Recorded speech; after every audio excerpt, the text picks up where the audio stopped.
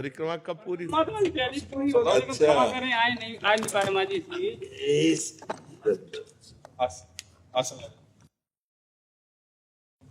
बोले राव की मानती है। हाँ, गोरे दाऊ जी महाराज जी, महाराज जी महाराज जी प्रभु जी आप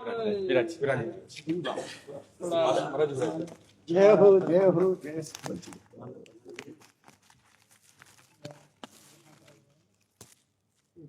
धाम के महाराज जी हमारे बहुत बड़े बड़े यज्ञ करते हैं। ये आप दिल्ली साधु मंडल के अध्यक्ष मल्लिकार्जुन कुमार जी, उनके जो भी मकान वाले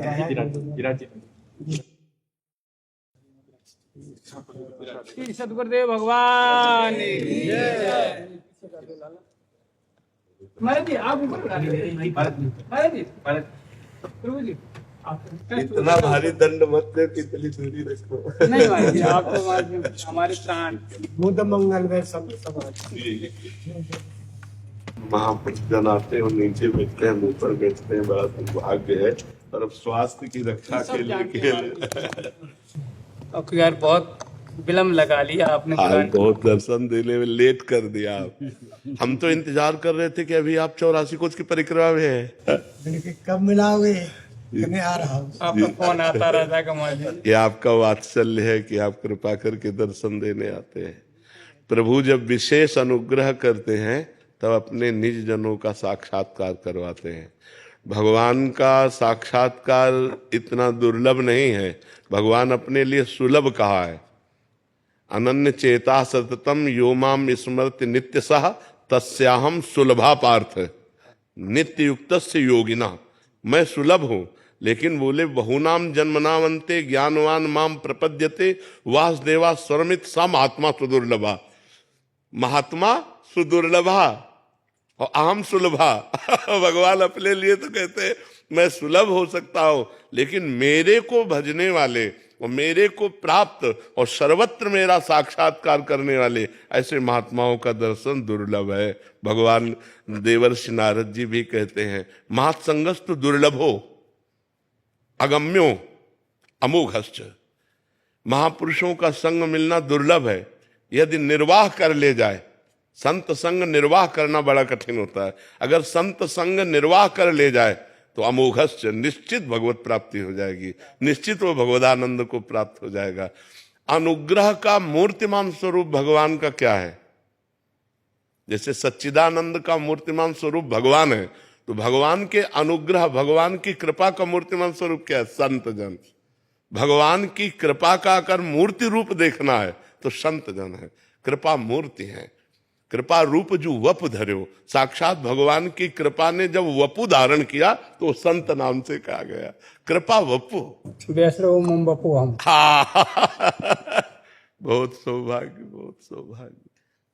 थोड़ा महाराज जी राम नाम की थोड़ा मैं वैसे तो सुनते अरे हम राम नाम की महिमा कहाँ कहे, कहाँ कहाँ लगी नाम बड़ाई, राम न सकत नाम गुण गाए। पहली महिमा तो ये है कि हम जीव क्या भगवान की नाम की महिमा का वर्णन कर सकते हैं। स्वयं नामी भगवान भी अपने नाम की महिमा का वर्णन करने में पूर्ण असमर्थ है, पूर्ण महिमा करने में असमर्थ है। गोस्वामी तुलसीदास जी ने कहा एक पद में कि राम राम राम जी है जौलो तू न जपी है, तौलो तू कहूँ जाए तिहु ताप तपी है। सुरसर तीर बिन नीर दुख पाई है, सुर तरु तरे तो ही दारिद सताई है। गोस्वामी जी कह रहे यदि ये जिभ्या तू राम राम राम राम राम नहीं रटेगी तो तू कहीं भग करके जाए, कहीं त्रिभुवन में भाग करके हो आए, तुझे शांति नहीं मिलने वाली, तुझे विश्राम नहीं मिलने वाला, तुझे परमानंद नहीं मिलने। गंगा के समीप मरेगा अगर भगवान से विमुख है तू, पर गंगा जल तेरे मुख में नहीं जाएगा, तेरा मंगल नहीं हो पाएगा। कल्प तरु के नीचे रहेगा लेकिन तेरे को दारिद्र सताएगा यदि राम राम मुख से नहीं बोलेगा। अगर राम नाम मुख में नहीं तो गंगा के तीर भी तू विमुख होकर मरेगा। कल्प तरु के नीचे भी तू दरिद्र ही रहेगा यदि तेरी जिह्वा पे राम नाम, जागत बागत सपने न सुख सोई है, जुग जुग जन्म जन्म जग रोई है। तो चाहे जागृत हो, चाहे स्वप्न में हो, चाहे सुसुप्ति में हो, तू अशांत ही रहेगा। जन्म जन्म जुग जुग तुझे रोना ही पड़ेगा। छूटबे के जतन विशेष बांधे जाएगो, हो है विष भोजन जो सुधा सान खाएगो। छूटने का प्रयास करेगा तो विशेष बांधा जाएगा यदि राम नाम नहीं है। किस और साधनों का बल शून्य बल है, और भगवान के नाम का बल अंक बल है।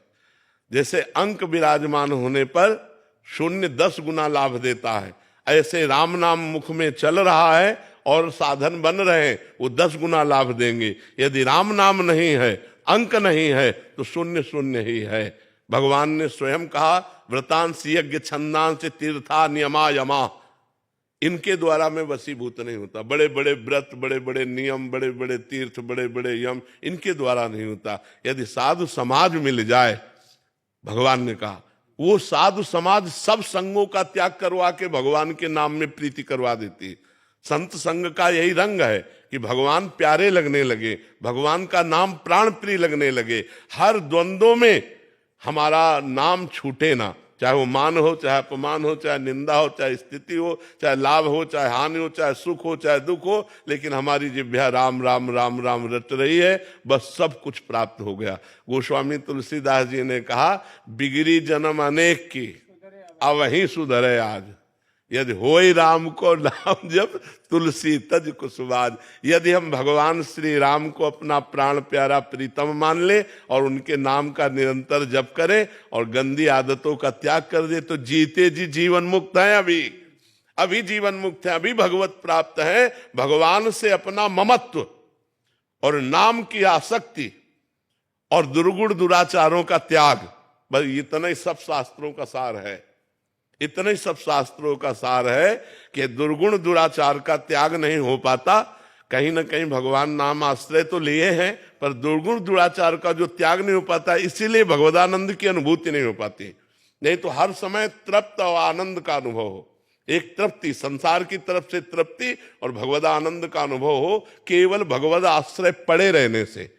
और कहीं नाम जप कर रहा है, फिर तो क्या कहना, भगवद आश्रय पड़ा है वो भगवान के संबंध में कि मैं प्रभु का हूं, इतने से ही बात बन जाएगी। गोस्वामी जी ने साधन बाद में बताया है, साध्य पहले बताया है। बिगड़ी जन्म अनेक की सुधरे अबहि आज, होई राम को मैं प्रभु का हूं, मैं भगवान का हूं, इतनी बात हृदय में आ जाए तो वो विश्व पर विजय प्राप्त कर लिया। और कहीं नाम जप करने लगे, फिर क्या कहना। और कहीं दुर्गुण दुराचार का त्याग करके नाम जप कर रहा है तो भगवान को अधीन कर लेगा। सुमिर पवन सुत पावन नामू अपने बस करी राखे। इस चौपाई से बढ़कर और क्या उदाहरण हो सकता है। अपने बस करी राखे, जो परम स्वतंत्र है, जो निरंकुश है, जिनके ऊपर किसी का अधिकार नहीं है, उनको अपने बस में कर लिया। और वो ये कह रहे हैं भगवान स्वयं श्री रामचंद्र जी कि प्रति उपकार करो का तोरा, सन्मुख हो न सकत मन। अधीनता देखिए, सुन सुत तात उरिन में, ऐसा मैं आपका ऋणी हूं, भगवान कह रहे हैं। तो भगवत सेवा और भगवान नाम जप यही जीवन का सार सर्वस्व है। यह गुण साधन से नहीं हुई और प्रभु की कृपा पाओ को। संत चरण रज में बड़ी सामर्थ्य महाराज। अगर संतों की चरण रज का सेवन हो तो भगवान के नाम में, रूप में, लीला में, आसक्ति में, धाम में, सब में आसक्ति हो जाएगी। क्योंकि संतों की चरण रज के बिना रहु गणित तपसा न याति न चेज्या न निरूपणात् गृहाद्वा न छंदसा नैव जलाग्नि सूर्यो बिना महात्पाद रजोभिषेकम। बिना महापुरुषों की चरण रज से अभिषिक्त हुए ये जो भगवद अनुराग है, भगवत तत्व ज्ञान है, भगवत नाम प्रीति है, ये तपस्या से नहीं हो सकता, ये गृहस्थ धर्म के आराधना से नहीं हो सकता, ये सूर्य चंद्र की आराधना से नहीं हो सकता, ये वेदाध्ययन से नहीं हो सकता, ये तीर्थ यातन से नहीं हो सकता। रहु गणित तपसा न याति न चेज्या न निरूपणात् गृहाद्वा न छंदसा नैव जलाग्नि सूर्यो बिना महात्पाद रजोभिषेकम। बिना महापुरुषों के चरण रज, तो संतों के चरण रज में लोटे, उनकी जूठन खाए तो अपने आप सब बात बन जाएगी। देवर्षि नारद जी का अनुभव, जब वो 4 महीने संतों की सेवा में रहेला और उनकी जूठन पाई ना, तो अगला जन्म देवर्षि नारद का हुआ, सिद्ध महापुरुष हो गए। महाराज जी महापुरुष की चढ़ रज बताया और जैसे भेष मात्र की भी? हमें तो लगता है भेष मात्र कोई महापुरुष मान लेना चाहिए। अगर भेष मात्र में कहीं संशय करेगा तो वो महापुरुषों में भी संशय कर लेगा। शालिग्राम की बटिया चाहे छोटी हो चाहे बड़ी हो, आज चाहे विराजमान की गई चाहे 1000 वर्ष पहले पूजल होता है और शालिग्राम शालिग्राम है। ऐसे वैष्णव मूर्ति है। मात्र आपकी निंदा करेंगे तुम कैसे उन पर? अगर वो निंदा कर रहे हैं तो हमको देखना चाहिए कि क्या निंदा वाले दोष हम में है। अगर नहीं है तो भगवान हमारी परीक्षा ले रहे हैं, हमको सहन करना चाहिए। हाँ, हमको ये देखना चाहिए। जैसे कोई निंदा कर रहा है तो हमको पहले जांचना चाहिए कि भगवान इनके रूप में आकर के हमारे अवगुणों का, हाँ, कहीं हमारे अंदर वो दोष तो नहीं है। अगर दोष है तब तो सच्ची बात कह रहे हैं, प्रणाम योग्य बात है। अगर दोष नहीं है तो फिर हमारी सहनशीलता देख रहे हैं, हमको सहन करना चाहिए। और जो दूसरों की निंदा स्तुति आदि में लगे हुए हैं वो वास्तविक अपने सत्मार्ग से भटक गए हैं। सुनो तात मायाकृत गुण और दोष अनेक, गुण या उभय न देखी और देखी सो अविवेक। हे तात, ये मायाकृत गुण दोष बहुत है, इनका वर्णन करने के लिए हमारे पास समय नहीं। हमें भगवान के गुणानुवाद, भगवान की नाम महिमा, रूप महिमा, लीला महिमा, धाम महिमा। अच्छा, भगवान जिसको जैसे चला रहे हैं वो उतना ही चल पाएगा। प्रभु आज्ञा जेहिका जस आही, सोते भांति रहे सुखलाई। अब जैसे वो उन्होंने भगवान की कृपा को ठुकरा दिया और मनमानी आचरण किए तो अब फिर राग द्वेष में ही रहेगी वृत्ति। राग द्वेष से ऊपर तो नहीं उठ सकती। और अगर राग द्वेष से ऊपर वृत्ति उठानी है तो भगवान की आज्ञा का पालन करो। अगर भगवान की आज्ञा का पालन करोगे तो भगवान की कृपा तुम्हें संभाल देगी। और अगर भगवान की आज्ञा को अवहेलना करोगे तो ये माया त्रिगुणमयी तुम्हें राग द्वेष में फंसा लेगी, चाहे संत वेश में हो चाहे जिस रूप में हो। हाँ, वास्तविक तो बात यह है कि हम निंदा करने वाले में भी भगवान का रूप देखकर प्रणाम करें। जो क्रूरता और पाप के आचरण करने वाले हैं उनमें भी साक्षात हम अपने प्रभु को देखें, क्योंकि गोस्वामी जी ने ऐसा देखा, श्री राम में सब जग जाने। हाँ, तो जो निंदा कर रहे हैं वो भी मेरे भगवान हैं, हमको उनमें भी भगवत बुद्धि रख लिए ले। हाँ, अच्छा, गुण और दोष इन्हीं की चर्चा होती स्तुति और प्रशंसा में, और संत गुण और दोष दोनों से परे होते हैं। अब संत की कैसे कोई महिमा जान सके? संत गुण और दोष से परे होते हैं। आप अगर वर्णन करोगे प्रशंसा तो प्राकृतिक करोगे और निंदा करोगे तो प्राकृतिक करोगे, और वो चिदानंद में स्थित रहते हैं तो तुम प्रकृतिजन्य बात को क्या जानोगे?